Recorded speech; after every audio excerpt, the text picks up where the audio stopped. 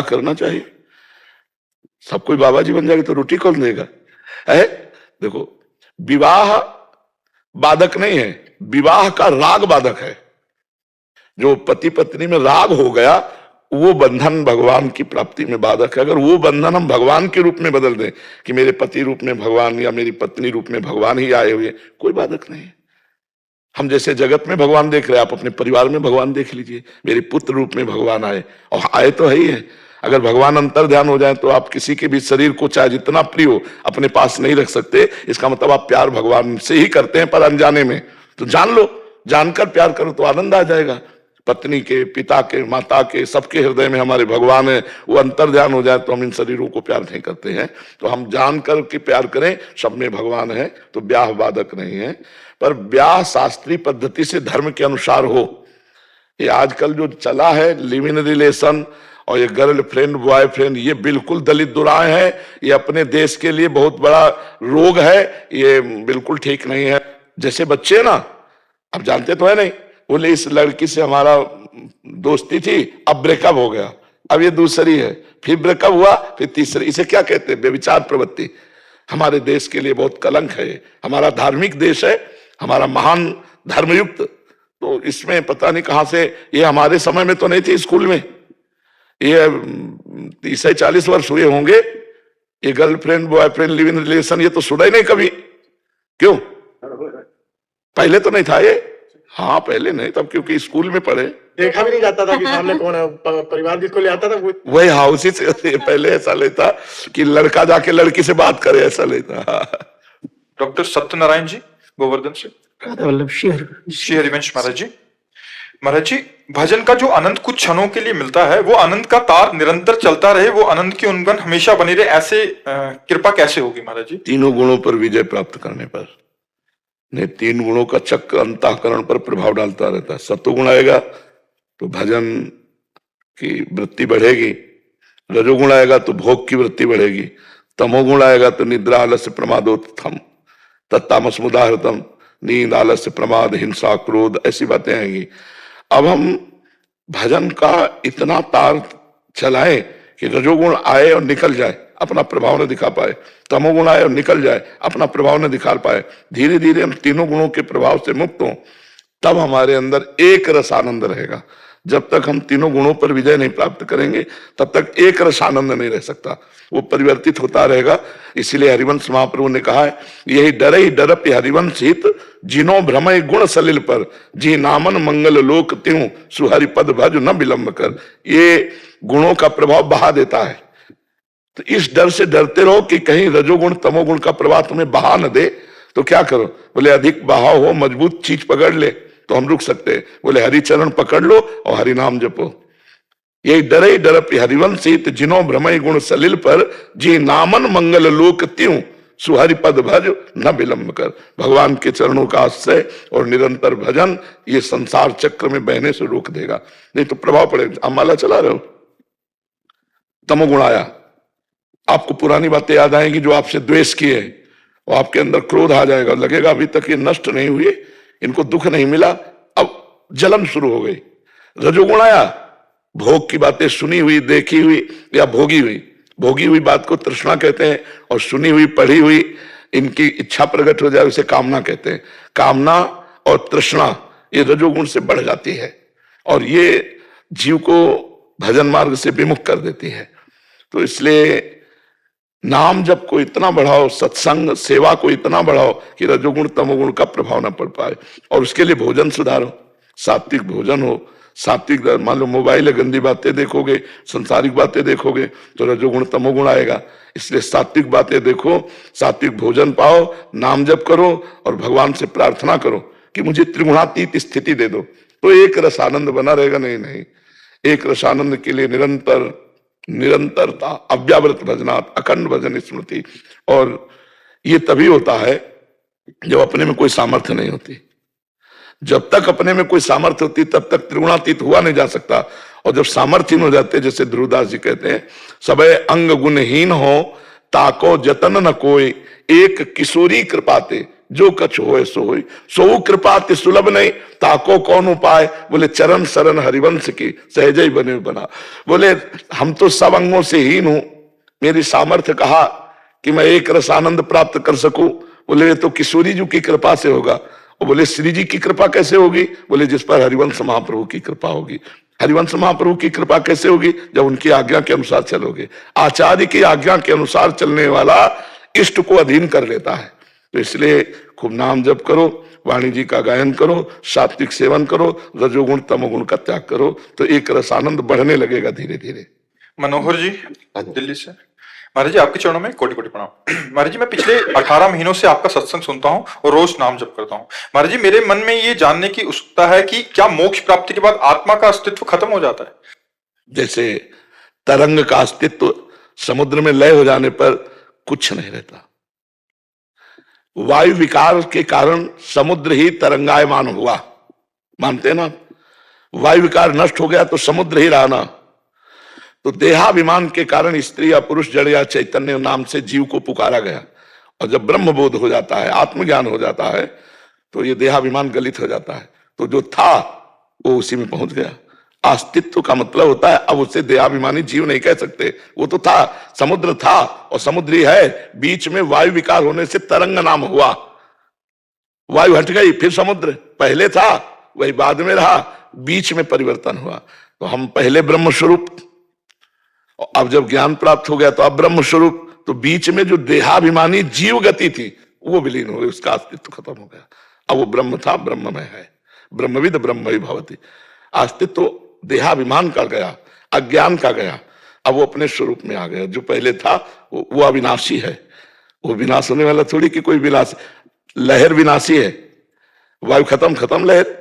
समुद्र तो एक रस है ना, गंभीर। ऐसे ही हमारा आत्म स्वरूप एक रस है। यद्यपि समुद्र से नहीं बनता है, क्योंकि समुद्र प्राकृतिक है और आत्मा चिदानंद है। उसका उदाहरण पर कहीं ना कहीं तो उदाहरण देने से बात समझ में आ ही जाती है। चंद्र शाखा न्याय से, जैसे चंद्रमा एक हाथ ऊपर डाल के है तो एक हाथ है क्या? करोड़ों हाथ भी ऊपर। तो हम देख लेते हैं चंद्रमा को चंद्र शाखा न्याय से। ऐसे ही हम कल्पना कर लेते हैं, भावना कर लेते हैं, अनुमान कर लेते हैं बात के अनुसार। तो तरंग नाम समुद्र का ही है। वायु विकार खत्म हुआ तो समुद्र ही रहेगी। ऐसे ही आत्मा परमेश्वर है, परमात्मा है।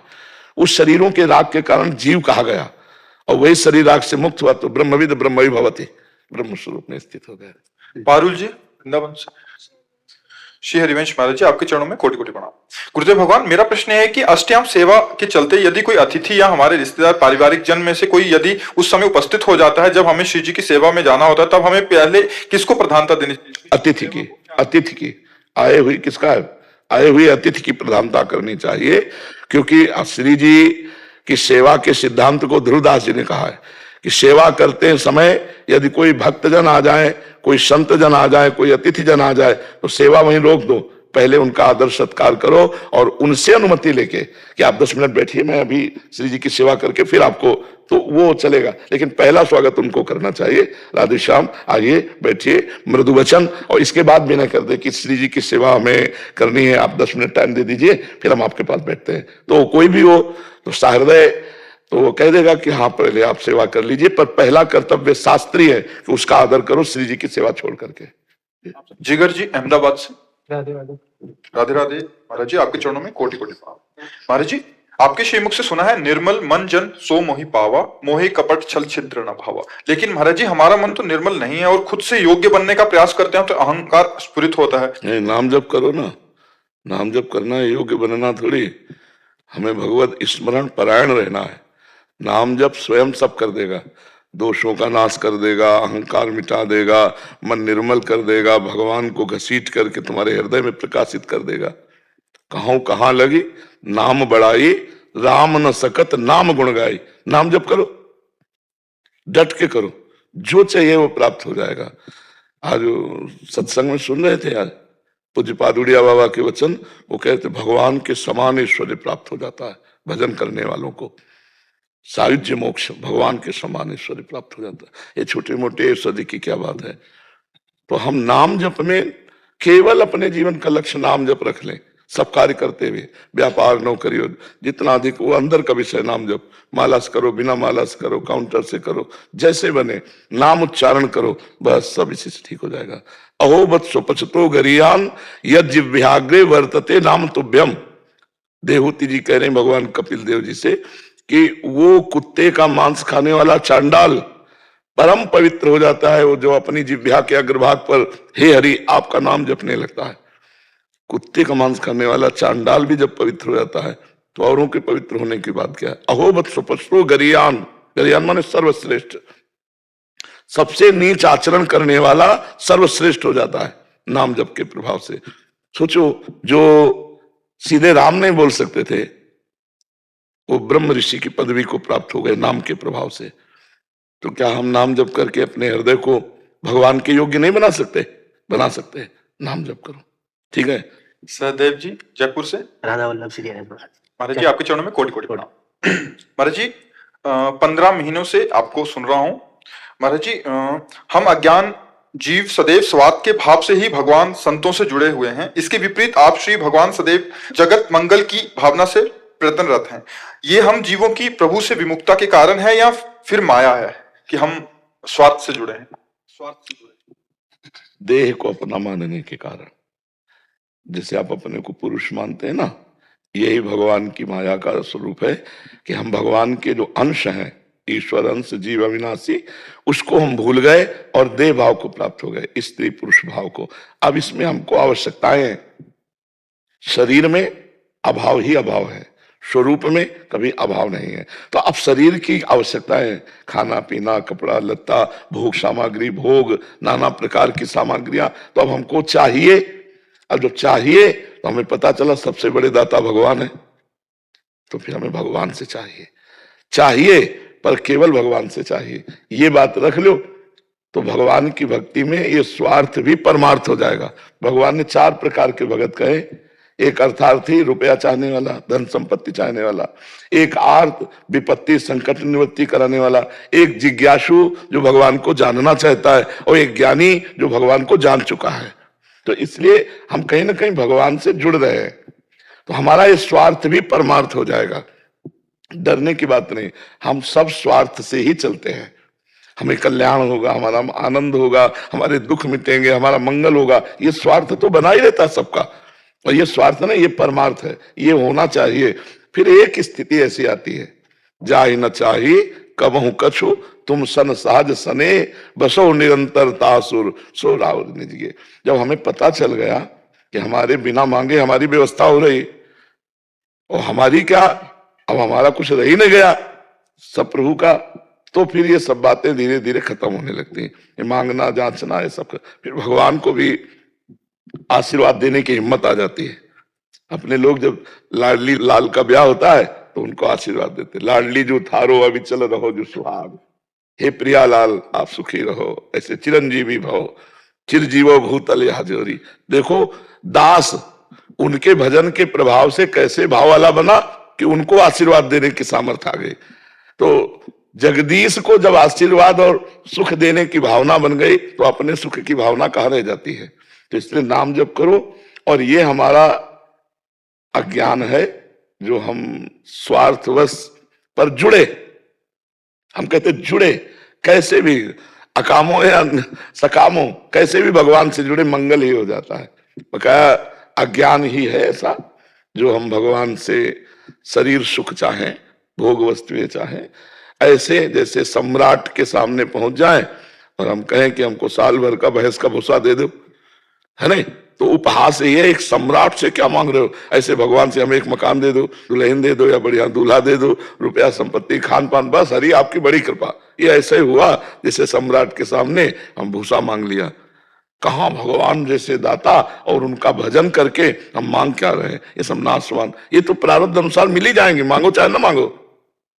अन मांगे आगे आवेगो जीव पल लागे पल को। ये रुपया पैसा है सब अपने आप जितना प्रारब्ध में है वो आ जाएगा, आपके प्रयास से नहीं आएगा। प्रयास जो है वो निष्फल हो सकता है। जैसे आपने व्यापार किया और आपका प्रारब्ध बुरा है तो वो आपको सफल नहीं होने देगा। और आपने प्रयास कम किया, प्रारब्ध बहुत जोर का, तो ज्यादा मुनाफा हो गया, ज्यादा लाभ मिल गया। तो इसलिए ये सुख और दुख तो प्रारब्ध के अधीन है, लेकिन भगवत प्राप्ति प्रारब्ध के अधीन नहीं। वो इस जन्म में हम कर ले। अगर भजन करके भोग मांगे तो भगवत प्राप्ति कब हम करेंगे? भगवत प्राप्ति के लिए भजन इकट्ठा करो और भगवान को दे दो, उसके बदले में भगवान अपने आप को दे देंगे। ऐसा भजन किया जाता है। रिपु दमन जी मुंबई से। राधे राधे महाराज जी। महाराज जी आपके चरणों में कोटि कोटि प्रणाम। गुरुदेव, हनुमान जी की कृपा से मुझे ज्ञान मार्ग और भक्ति मार्ग के लोग मिले हैं। मुझे ध्यान आकर्षित करता है, परंतु जब से आपको सुना है नाम जप में मन लगने लगा है। गुरुदेव, क्या ध्यान करना और नाम जप करना दोनों अलग बातें हैं? हम कह रहे हैं कि किसका ध्यान करोगे? किसका ध्यान करोगे? भगवान देखा है? नहीं। नाम ने देखा है। नाम भगवान जैसे ना, जैसे कृष्ण नाम, वो कृष्ण को जानता है। तो जब कृष्ण कृष्ण कृष्ण कहेंगे तो कृष्ण नाम की जगह कृष्ण, पहले कृष्ण नाम का ध्यान करो, वहीं आपको दिखाई देगा ललित त्रिभंगी भगवान। राम राम राम राम राम राम राम, उसी राम नाम में ही सिया राम जी बैठे दिखाई देंगे आपको। हमारा जो जीवन है उसके आधार पर हम बोलते हैं। आंख मूंद देखो, पहली बात तो अंधकार नजर आता है, दूसरी बात मन इतना चंचल है कि वो एक जगह टिकता नहीं, तो भगवान के रूप की भावना कैसे करे? तो हम क्या करें? देखिए रूप नाम आधीना, नाम के अधीन रूप है, तो हम पहले राधा राधा राधा राधा, अब ध्यान भी हो रहा है, जप भी हो रहा है, श्रवण भी हो रहा है, सुमिरन भी हो रहा है, मनन भी हो रहा है, सब हो रहा है, पूरा सिस्टम एक में लगा है। अब यही जहां राधा ध्यान कर रहे हैं, यही राधा रूप प्रकाशित हो जाएगा। तो हमें लगता है समय बर्बाद ना करके हम नाम का ध्यान, नाम का ही चिंतन, नाम का ही मनन, नाम का ही कीर्तन, सब काम बन जाएगा। नाम से सब कुछ प्राप्त हो जाएगा। कलयुग केवल नाम आधारा, सुमिर सुमिर नर उतर ही पारा। जी सविता जी महाराष्ट्र से। राधे राधे राधे महाराज जी। महाराज जी, लोग कहते हैं कि नाम जप और मन एक ही भगवान में लगाना चाहिए, परंतु मेरा प्रेम श्री राम जी, श्री राधे कृष्ण, माँ जगदम्बा, भगवान शिव आदि सभी में समान है। मैंने इसका है। हाँ बढ़िया बच्चा, करो, लोगों के चक्कर में मत पड़ो। क्या ये विभाजित भक्ति दोषपूर्ण है? मतलब अलग अलग प्रभुओं की भक्ति दोषपूर्ण है?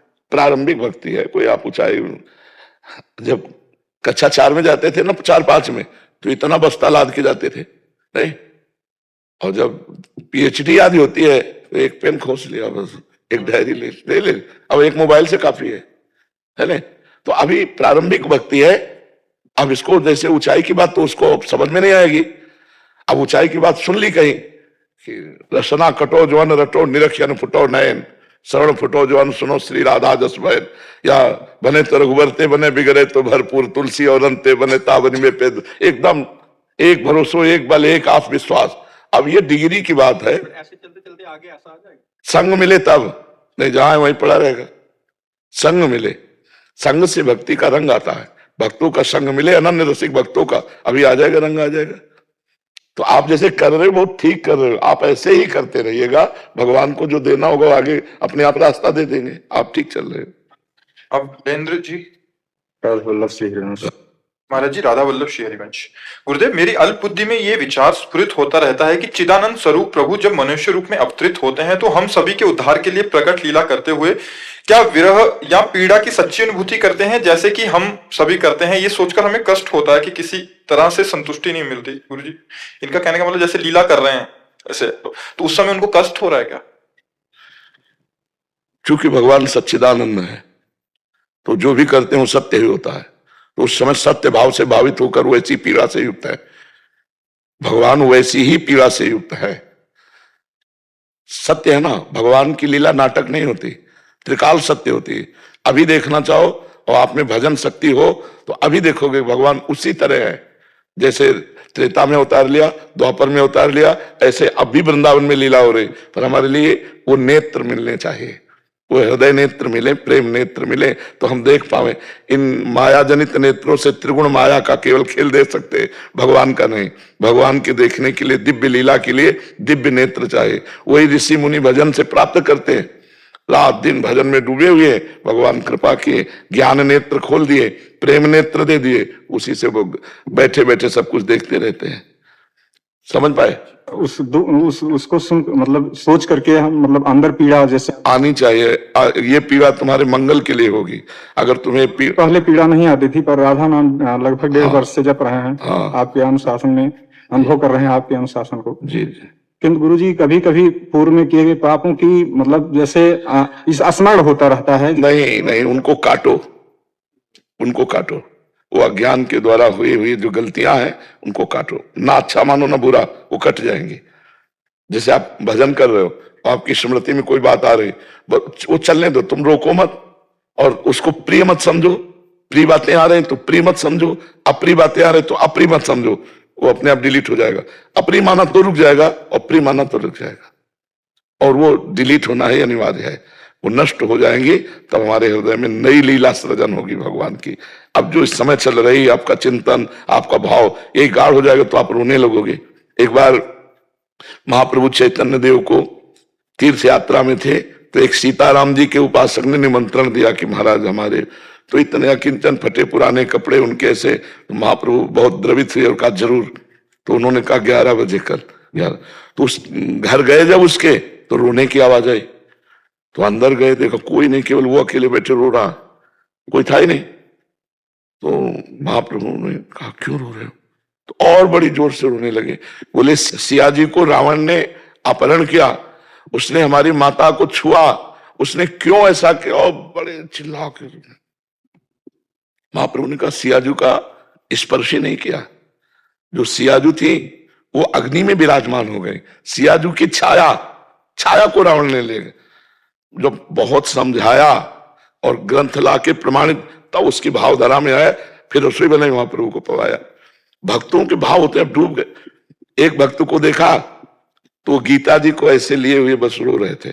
तो गीता में कोई भाव रोने वाला तो है नहीं, गीता तो ज्ञान गंगा है, उसमें रोने वाला तो कोई भाव है नहीं। तो देखा कि किस बात से रो रहे, तुमसे पूछा कि गीता में तुम्हें ऐसा क्या दिखाई दे रहा कि तुम रो रहे हो? तो उन्होंने कि हम जब गीता खोलते हैं तो मुझे दिखाई देता है कि अर्जुन ऊंचे स्थान पर बैठे हैं और भगवान जहां अर्जुन की पादुका है वहां सारथी बने बैठे हैं। तो रोना आता है कि तुम कितने कृपाल हो, अपने भक्त को कितने ऊंचे पद पे और आप कहां बैठे हो, भगवान सारथी बने बैठे हैं। भाई ये देखकर मुझे रोना आता है। अब अलग अलग भक्तों के भाव है, वो बल गीता लेके ऐसे रोते रहते थे कि भगवान कितने कृपाल हैं। तो ये भाव है भक्तों के, ये अपने भाव कहीं ज्यादा व्यक्त नहीं करने चाहिए, इनको छुपा ले तो बढ़ते चले जाते हैं, फिर एकांत में रोना आने लगेगा, ऐसा ही नहीं हो जाएगा, ऐसा कैसे हुआ, ऐसा कर, वो धीरे धीरे लीला में प्रवेश होने लगता है, उसका हृदय पवित्र हो जाता है। बड़ी कृपा है गुरु जी, आपकी कृपा से संभव है, हम अधम में यह सब नहीं। विकास जी, अंदर इसको गुप्त रखिएगा। राधे राधे महाराज जी। महाराज जी राधे राधे, आपके चरणों में कोटि कोटि प्रणाम। महाराज जी 16 वर्षों तक जो गलत आचरण माता पिता और पत्नी नहीं छुड़ा पाई, वो सभी गलत आचरण आपकी एक वीडियो ने 2 वर्ष पहले ही छुड़ा दिए। तभी से आपका मन वचन कर्म से गुरु रूप से वर्ण किया है और लगातार आपके दिखाए मार्ग पर चलने का प्रयास कर रहा हूँ, नाम भी जप कर रहा हूँ। महाराज जी श्री जी के प्रति जो भाव आपके हैं वे सभी भाव गृहस्थ जीवन यापन करते हुए क्या हमारे अंदर आ सकते हैं? आ जाएंगे, क्योंकि गृहस्थ या विरक्त एक रहनी है। प्यार तो वही है। अगर आपका जो पत्नी में प्यार है, पुत्र में प्यार है, माता पिता में प्यार है, और भी जहां प्यार है, वो सब समेट के श्री जी की तरफ चला जाए, वह श्री जी का वैसे ही प्यार आपके अंदर आ जाएगा। सबकी ममता ताग बटोरी, मम पद मन ही बांध बरडोरी। अब विरक्त में है कि सब काट दिया, केवल प्रभु, सब संबंध काट दिए, सब प्यार हटा दिया, हर सुख नष्ट कर दिए, नहीं चाहिए मुझे प्रभु चाहिए, एकदम लक्ष्य प्रभु। तो वो बात आ जाती है। तो वो बात गृहस्थी में लानी पड़ेगी। पत्नी में प्रभु, पुत्र में प्रभु, माता पिता में प्रभु, सबकी सेवा कर रहे पर प्यार प्रभु के नाते नेह राम के मनियत सुहृद सुसेव्य जानो। अभी हम अपनी पत्नी मान रहे, फिर मानेंगे भगवान इस रूप में आए हैं, तो फिर भजन बन जाएगा। फिर वो भजन प्रेम प्रकट कर देगा श्री जी के प्रति। जब प्रेम प्रकट हो गया तो जहां हो वही श्री जी का अनुभव होने लगेगा। पोथी पढ़ी जग बुआ, पंडित भया न कोय, और 2.5 आखर प्रेम के पढ़े सो पंडित होए। प्रभु को प्राप्त करने के लिए प्रेम चाहिए, प्रेम। राम ही केवल प्रेम प्यारा, जान ले सो जान निहारा। ये जानने वाले ये बात जान लो कि भगवान को केवल प्रेम प्यारा है। अगर तुम प्रेम से पुकारोगे, अपनापन भगवान में करोगे प्रेम, तो अवश्य मिलेंगे। प्रेम से प्रकट होए मैं जाना, हरि व्यापक सर्वत्र समाना। प्रेम से प्रेम की महिमा है, और वो प्रेम हमारा बट गया। स्त्री में, पुत्र में, परिवार में, सब जगह प्रेम बट गया। अब हम आरती तो कर रहे हैं लेकिन प्रेम नहीं भगवान से, भोग लगा रहे हैं प्रेम नहीं, इसलिए हमको भगवान दिखते नहीं, हमें मूर्ति दिखती है, हमें छवि दिखती है। नहीं कहो सो कहा जहां प्रभु नहीं, जब सर्वत्र भगवान है तो फोटो में भी भगवान है, मूर्ति में भी भगवान है, पत्नी में भी भगवान है, पुत्र में भी भगवान है, सारे जगत में सी राम में सब जगह जाने। तो ये दृष्टि हमें प्राप्त करनी होगी श्री जी की प्राप्ति के लिए, चाहे हम गृहस्थ हो चाहे विरक्त हो। ये बिना दृष्टि प्राप्त किए हम सृष्टि का समाधान नहीं कर सकते। कोई हमें गाली देगा, कोई हमें पूजेगा, कोई हमें अच्छा कहेगा, कोई पाखंडी कहेगा, और हमें सब में भगवान देखना है, ना किसी के अच्छे में अच्छा मानना है, ना बुरे में बुरा मानना है। इतनी बड़ी योग्यता चाहिए। और वो नाम जप से आएगी। सत्संग सुनो, नाम जप करो, सेवा करो, सबको सुख पहुंचाओ, भगवान प्रसन्न हो जाएंगे, स्थिति दे देंगे। गुरु जी एक सवाल है मेरा भी, जैसे हम ज्यादा से ज्यादा कितनी माला करें कि हमारी जो बात रहती है वो श्वासों की माला में रहती है, एक भी श्वास खाली न जाए। अब तुम चाहे माला से जपो, चाहे काउंटर से जपो, चाहे समय से जपो, तुम्हारे ऊपर है, एक भी श्वास खाली न जाए। बस हमारी इतनी बात बचपन से अभी तक रही है और यही हम सबको कहते हैं। मान लो आपको हम बोले कि 20 माला जपो, अब 20 माला के बाद आप स्वतंत्र हो गए ना, आपसे मन वो काम करा लेगा कि 20 माला में पानी फेर देगा। हमको हर अच्छा 20 माला के बाद माला रख दिया, अब संसार का चिंतन हो रहा है, मर गए तो गए ना गड्ढे में, क्योंकि अंतामति सो गति। हम हर श्वास में बोल रहे राधा राधा राधा, तो हम हर समय अलर्ट, एकदम तैयार। हम पर माया आक्रमण नहीं कर सकती, और हमारा शरीर छूटेगा तो अभी मैं श्री जी को प्राप्त हो जाऊंगा। तो हमारी बात अगर समझ में आवे, हमारी इच्छा यही रहती है कि सब लोग इस बात को समझो। चल रहे हैं राधा राधा राधा, रसोई बना रहे राधा राधा राधा, परोस रहे राधा राधा राधा, बर्तन धो रहे राधा राधा राधा, जो काम कर रहे हैं बिना माला के राधा राधा करने में क्या परेशानी है। भगवान से कहो तुम गिन लो, जब हम रहे गिन तुम लो, वो तो सब गिन रहे हैं, एक एक सेकंड की बात जान रहे हैं। तो हमें लगता है कि हर समय जपने का प्रयास करना चाहिए। गुरुदेव एक प्रार्थना है, ये आपका सत्संग सुन के, आपका कीर्तन सुन के बहुत अच्छा लगता है, लेकिन जिस दिन आप सुबह सुबह ऐसा बोल देते हो कि मौत मृत्यु मृत्यु, वो पूरा दिन टेंशन में चला जाता है। नहीं, मरना तो है इस लोक में। इस लोक का क्या नाम है? मृत्यु लोक। तो कसाई वाड़े में चाहे जितना हरी घास डाली जाए, उनको पता नहीं है नंबर आने पर गड़ासा चलेगा। ऐसे काल के कसाई वाड़े में हम बंद हैं, सबको मारेगा समय पर। काल कहते समय को, समय पर मृत्यु अपना काम करेगी। अगर हम मृत्यु को टेंशन मानेंगे तो बात नहीं बनेगी। हमें मृत्यु पर भी विजय प्राप्त करनी है। जैसे बोलते हो ना प्रभु, तब फिर क्या? नहीं, अब बोलेंगे तो है ही, अब सत्य नहीं बोलेंगे तो क्या बोलेंगे? नहीं, हम ये थोड़ी कहेंगे कि शरीर अमर है, हमारा ना तुम्हारा, मरना तो है ही। यार गुरुदेवगण जिनसे प्रेम करते हैं ना, उनके बारे में अगर यदि ऐसी चीजें सुनते हैं तो पीड़ा तो होती है। पर बच्चा, अब शरीर तो जाएगा जाएगा कि नहीं जाएगा? राम जी अपने शरीर को अंतर ध्यान किया, श्याम जी ने अपने शरीर को अंतर ध्यान किया, आचार्य और बड़े बड़े सिद्ध पुरुषों ने शरीर को अंतर ध्यान किया। तो बच्चा शरीर तो जाएगा, ये मृत्यु लोक है, यहाँ शरीर जाएगा। अब पता नहीं कल का सत्संग मिले कि ना मिले, यहाँ तो बड़ा गड़बड़ है ना। फांसी वाले को तो पता है कल 12 बजे तक जिंदा रहेगा, लेकिन अपने को भरोसा नहीं है कि तड़प हो जाती है। हाँ, यही तो समस्या है ना।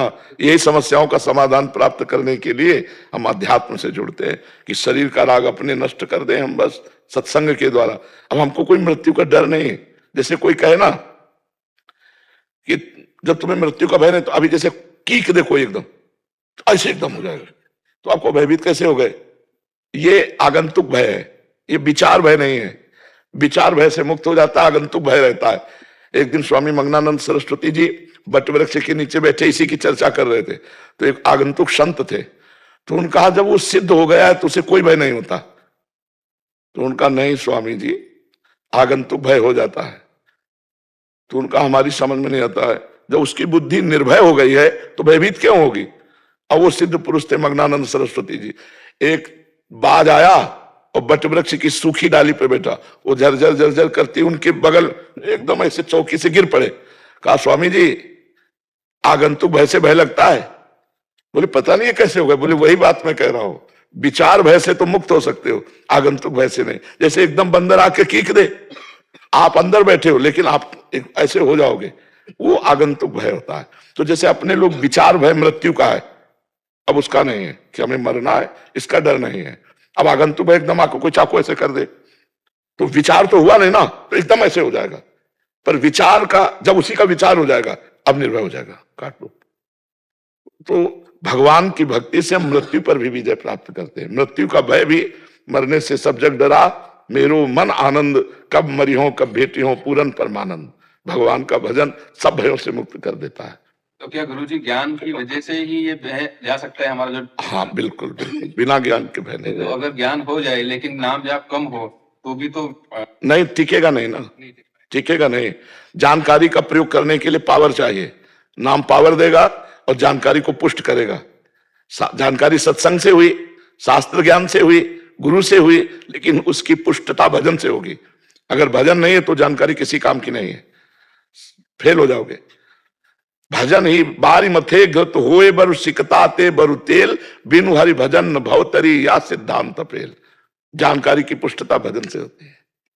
महाराज जी, आपको तो डर नहीं है तो आपको कुछ हो जाएगा, पर हमें पर डर लगता है ना, आप अगर नहीं हो तो हमारा क्या होगा? हम कैसे सत्संग सुन रहे हो, किसका सुन रहे हो? हाँ, पर भगवान के शरीरधारी जन सब अधीन है। जब भगवान को आपको सत्संग सुनाना होगा तो दूसरा प्रेमानंद पैदा कर देंगे। उनका सृष्टि है। जैसे मान लो बहुत अच्छा ऑफिसर आया तो ट्रांसफर तो होगा ही। अब पता नहीं कौन सा ऑफिसर किस मूड वाला आएगा तो ऑफिसर। भगवान की सृष्टि कभी खाली नहीं रहती, कोई न कोई महापुरुष झंडा जुबाता रहता है भगवान का, है नहीं? तो पता नहीं भगवान किसको भेज दे।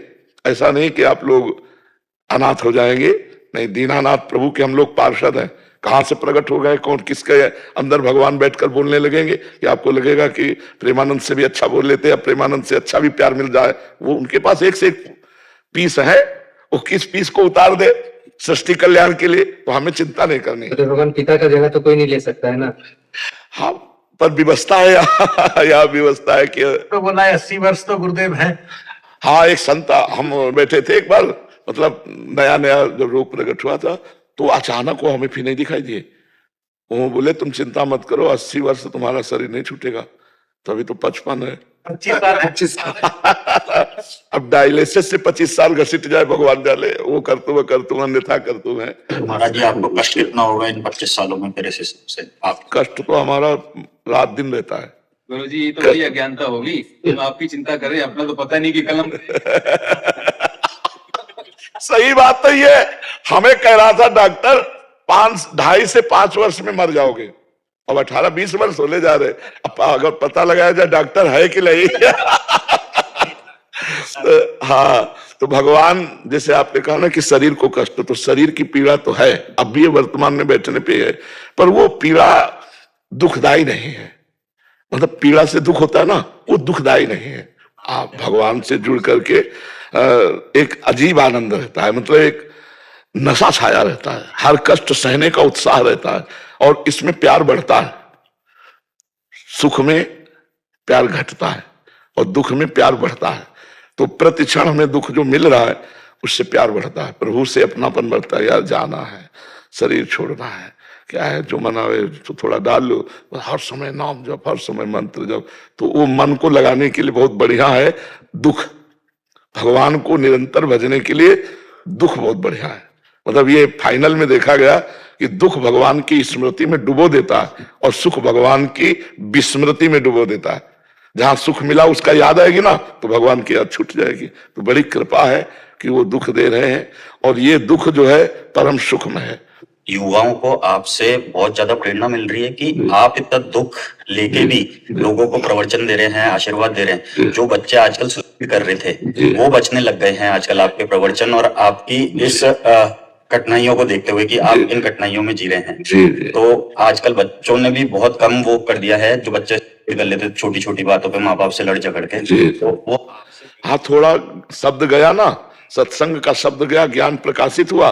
तो अभी 2 बच्चे कल आए थे, एक वहां बैठा था, एक यहाँ बैठा था, दोनों ने वो प्रवचन सुन करके वो इस बात में, तो सत्संग का एक पावर है। देखो, सत्संग स्वयं में पावर है। तात स्वर्ग अपवर्ग सुख धरी तुलाय कंग, तुलनताय सकल मिली, जो सुख लव सत्संग, क्षण मात्र के सत्संग से।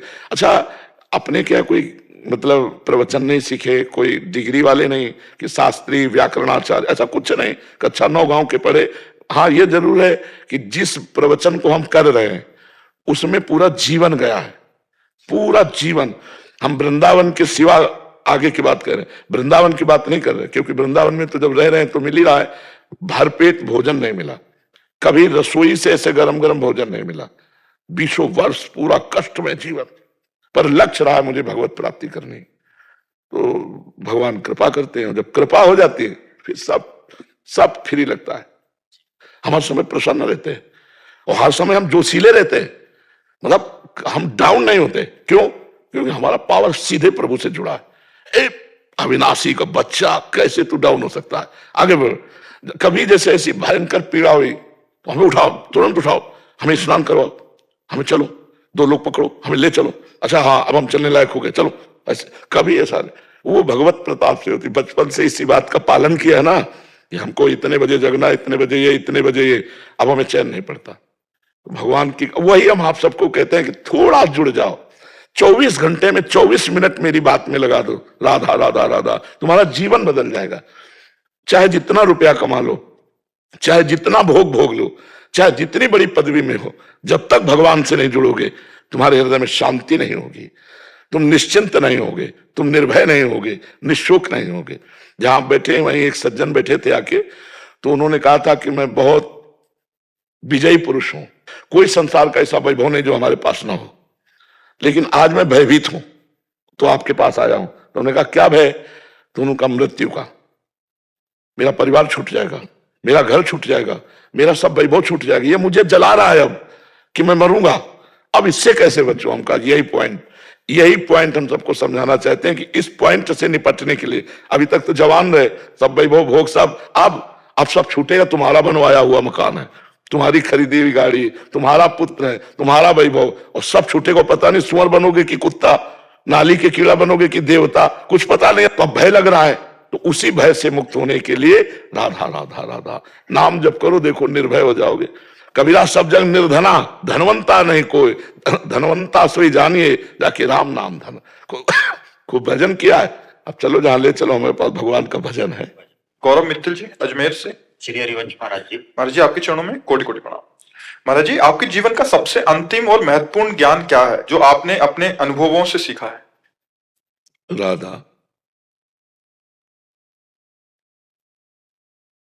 बस राधा अंतिम बोला है ना। हाँ, यात्रा पूछते, पड़ाव बीच के पूछते तो आपको बदले के अंतिम राधा, बस राधा। महाराज जी आपके पड़ाव अभी जीवन लीला का है, अभी जैसे पड़ाव जो चल रहा है आपका, इसके बीच का भी क्या? बहुत जीवन तो बहुत बड़ा व्यतीत हुआ ना। अब 13 से 55 वर्ष की आयु हो गई इसी मार्ग में, तो उसके लिए फिर एक ग्रंथ पूरा लिख जाएगा अगर हम उसका वर्णन करें, नहीं ना। लेकिन सारांश में इतना वर्णन करते हैं कि ब्राह्मण के घर जन्म हुआ, इसलिए बाल्यावस्था से वैदिक सिद्धांतों के अनुसार चलना सिखाया गया। फिर हमारा यज्ञोपवीत संस्कार हुआ, बहुत जल्दी हो जाता है ब्राह्मणों में, तो गायत्री अनुष्ठान का गुरु जी ने दिया। फिर नैष्ठिक ब्रह्मचर्य की दीक्षा हुई, फिर महावाक्य हुआ, फिर सन्यास काशी, फिर बहुत समय तक हरिद्वार के पहले से लेकर काशी तक इतनी हमारी यात्रा रहती थी, बार बार बस इसी के उसमें रहते। फिर काशी में ज्ञान मार्ग, अहम ब्रह्मास्मि, मैं ब्रह्म हूं, इसका अनुभव। फिर एक दिन तुलसी घाट में बैठे हुए थे ध्यानस्थ, एकदम अपने आप स्फुरित हुआ, कैसा होगा वृंदावन। ये कहां से आ गया?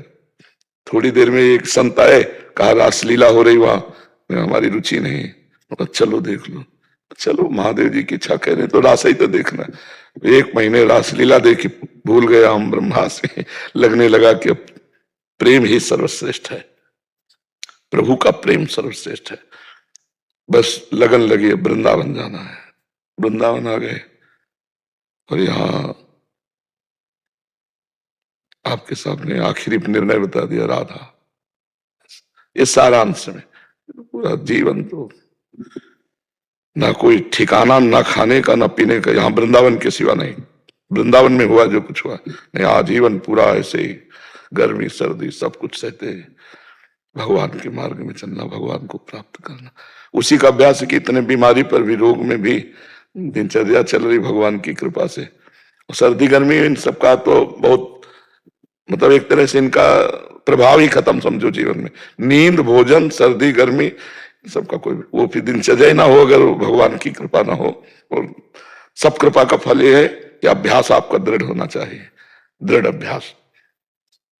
हम 6 बजे जगते हैं, उसमें 5 मिनट का अंतर मान सकते हैं, कभी 5 मिनट ओवर या लो, नहीं तो करेक्ट बिल्कुल टाइम पे एकदम ऐसे। आप नींद में जो विश्राम लेते हैं इंद्रियों का, वो संसार का चिंतन छूटता है केवल, समझिए। 6 घंटे आप बेशुद्ध हो गए, संसार का चिंतन नहीं रहा, तो आपकी इंद्रियों में एक नवीन उत्साह आ गया, नवीन बल आ गया। और वही हम जाकर भगवान के चिंतन से संसार का चिंतन छोड़ देते हैं, तो हमें कितना आनंद होगा।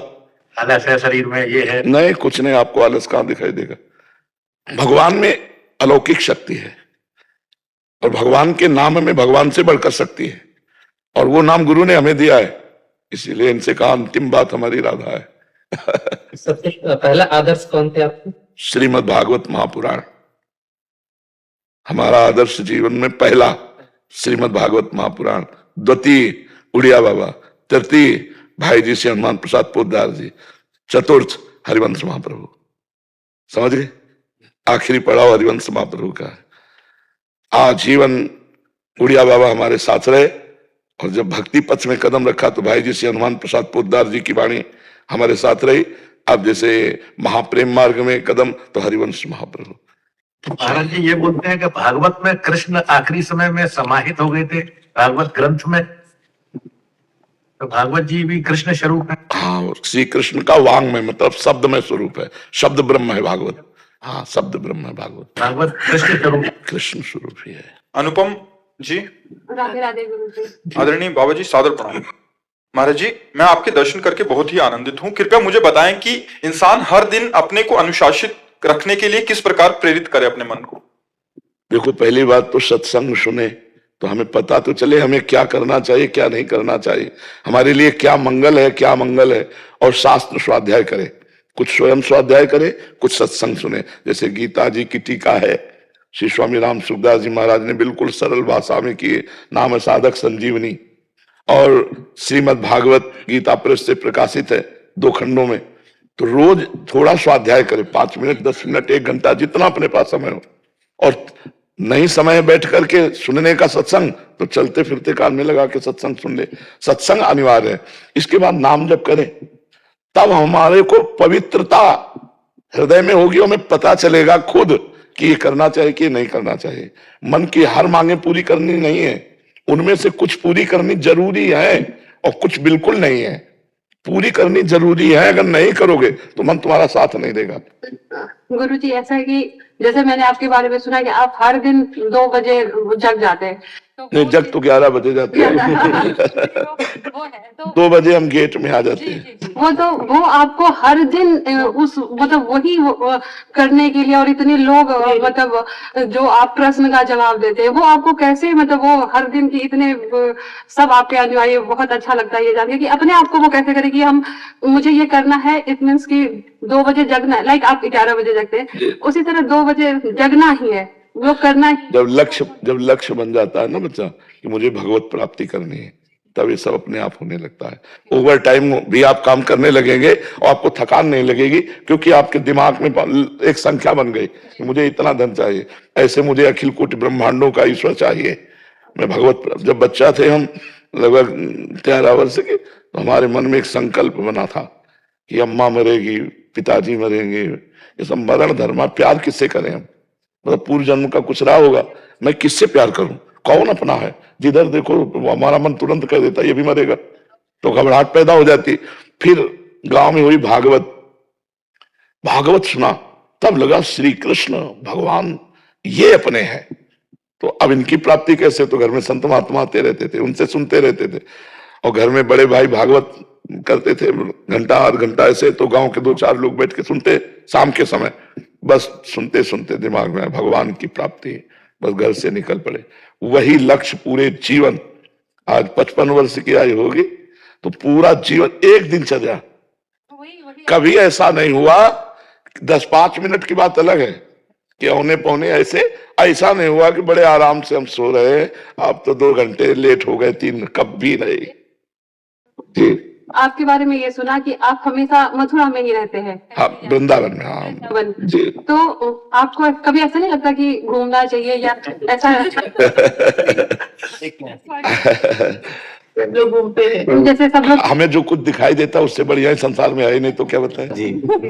आप बताओ, जैसे आपको संसार की सबसे सुंदर चीज मिल जाए तो फिर आप देखना चाहेंगे क्या? आपको यही लगेगा कि कोई ये जान न पावे। आपको अपनी मनचाही वस्तु से बढ़कर सुंदर मिल जाए कोई, तो फिर आप सारा समय उसी के साथ बिताना चाहेंगे, या स्थान हो या वस्तु या व्यक्ति हो। तो हम ऐसी सुंदर जगह में रहते हैं, वृंदावन आंतरिक, और ऐसे सुंदर प्रिया और प्रीतम कि आपको देखने की इच्छा ही नहीं होती है। नजरों से नजरें नहीं हटती, नजारे है।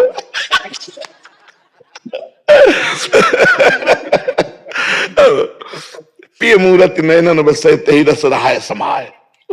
जिसको हम देखते हैं, जिससे हम प्यार करते हैं, उससे बढ़कर कुछ है ही नहीं।